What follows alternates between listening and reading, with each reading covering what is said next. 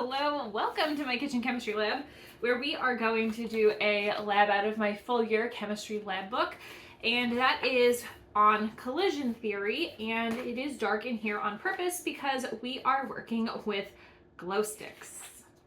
Okay, we, for this experiment, are going to use two different glow sticks. Ideally, I would have a third glow stick. These are like the pendants that typically you would attach and wear as a necklace. There are the other ones that you wrap like a bracelet. One of those would be great. I just don't have any. So we're just gonna work with these two for now. So obviously there is a tube inside of this plastic tube, and when I crack it, the chemicals will come in contact with each other. And when that happens, they are able to react. So number one, we have to consider whether or not our reactants are actually in contact with each other, because without that, they can't have a reaction. So I'm going to crack both of these glow sticks, and I'm only going to shake one of them. How cool is that? I love glow sticks.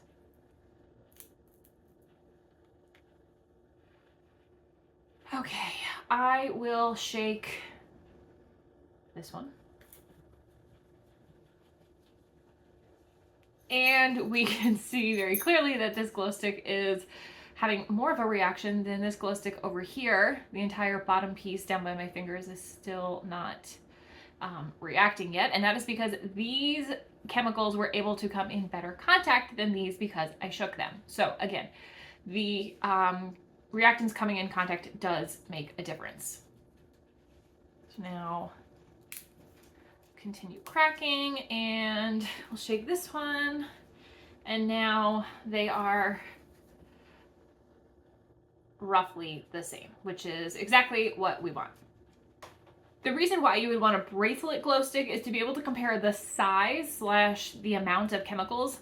Since I don't have one, I will just tell you that these bigger, chunky glow sticks have more reactants in them than the little bracelets do, so these are going to have a brighter reaction. Unfortunately, I don't have one of those to show you. You'll just have to trust me on that one. But I will show you how temperature will affect this reaction.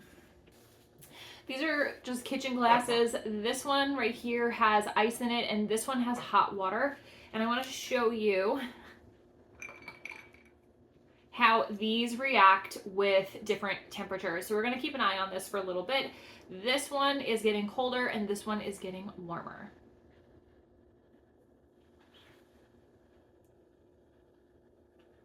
I think you can start to see it now. This reaction very clearly is slowing down, and this one is speeding up.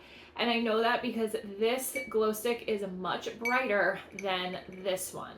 This one's sitting in ice now.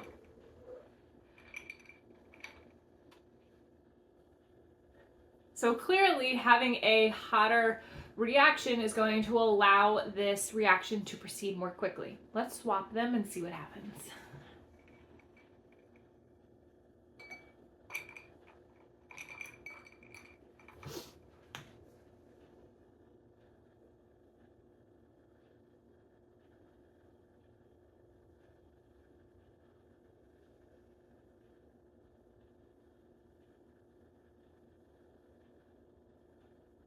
Oh, there it goes.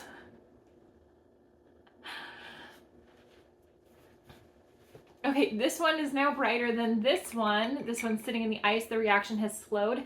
It's actually, like, I think that the part of this glow stick that's out of the water is even brighter than what's in the water.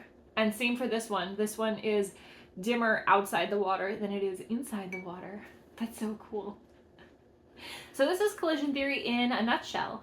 Collision theory ensures that we have effective collisions between our reactants so that we can have a really quick chemical reaction that is effective. So one of those ways is by, number one, making sure that our reactants come in contact with each other, which we got from cracking the glow sticks.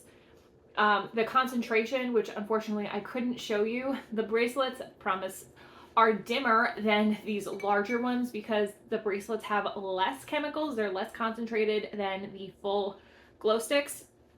This is nothing to do with this. This is left over from my last lab. Then temperature is a big factor. The hotter the temperature, the more intense the reaction is going to be because our particles move faster. And when our sample is cold, we slow down the particles. And when those particles slow down, they have a harder time finding and reacting with each other. That is about it on collision theory and these glow sticks in this experiment. Thanks for being here. Please make sure to leave any questions you have in the comment section below the video. Subscribe so you don't miss the next one, and I'll see you there. Bye.